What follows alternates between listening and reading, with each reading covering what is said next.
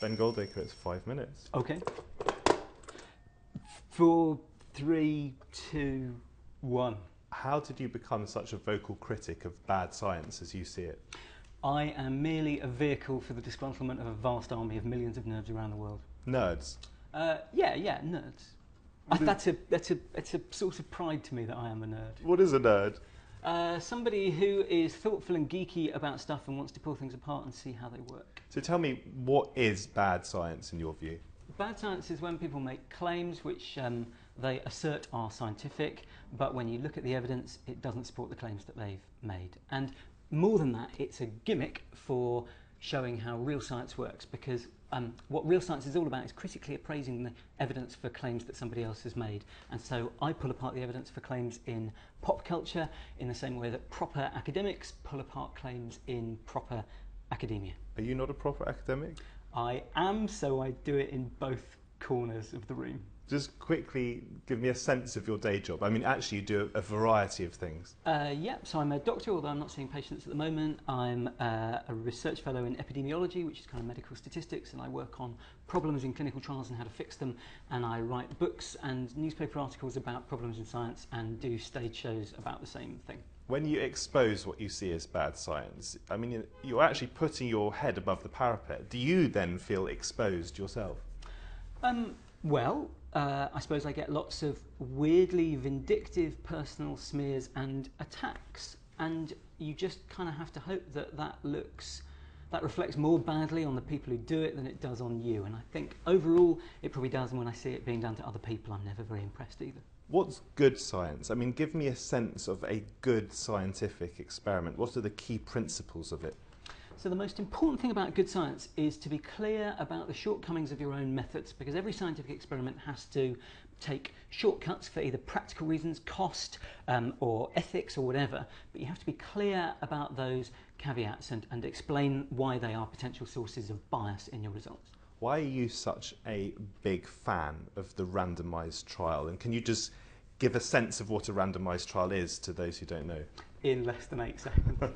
Okay, so randomised trials are the best way of finding out if an intervention works or doesn't work. And what you do is, for example, you take 200 people, you split them into 2 groups of 100, you give 100 of them one intervention, you give the other group another intervention, and then at the end of your trial you measure their outcomes to see which group performed best. And that excludes all other explanations for why your intervention appeared to be effective. You'd like to have more randomised trials being used in politics, wouldn't you, in policy areas? Yes, so recently I wrote a Cabinet Office paper with some other people called Test, Learn, Adapt, available at badscience.net. This rant comes with references, and it was about how we should do more trials in government policy, and it seems to have been reasonably well received by civil servants and politicians, so I hope that more will be done. Some might find it difficult to see politics being reduced, perhaps, to the randomised trial. I mean, at what point does opinion and value judgments start and science stop? So one way of thinking about it, I think, is you use your ideology to set your objectives, your policy objectives, and also the kind of moral or ethical limits of what you're willing to do.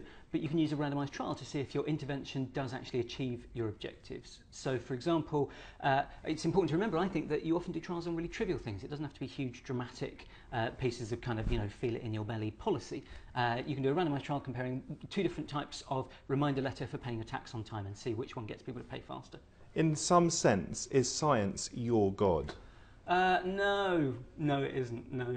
Do you believe in God? Do you know what? I'm not even an atheist, I'm an apatheist. I just couldn't care less either way. It holds no interest for me at all. How would it be possible for someone to prove the existence of God to you? I mean, are you in any way open to persuasion? But every conversation I've ever had about it is so dull that you'd be fighting uphill to even get my attention. How did you get into science in the first place? I don't know. I suppose, like a lot of nerds, I like pulling things apart to see how they work, and also, I suppose if I'm honest, there are lots of scientists in my family, and that's an inevitability. Do you see the world as a sort of area where science just intersects? One area of science comes into contact with another. Do you see the world through science? Do you know what? Like every thoughtful person, I just think about stuff all the time when I'm walking down the road, like you and me and any one of our friends. And Twitter, you use it a lot. Does using it a lot mean that you reduce the impact of your tweets? I hope not. You do. I mean, you tweet prolifically. Do you know what? I think Twitter is a really good way to harness the spare brain cycles of people whose thoughts you care about, and that's what I love about reading other people's tweets, and I'm happy to filter out the splurge. Bad timing by me. Let's finish. Thank you very much. Cheers.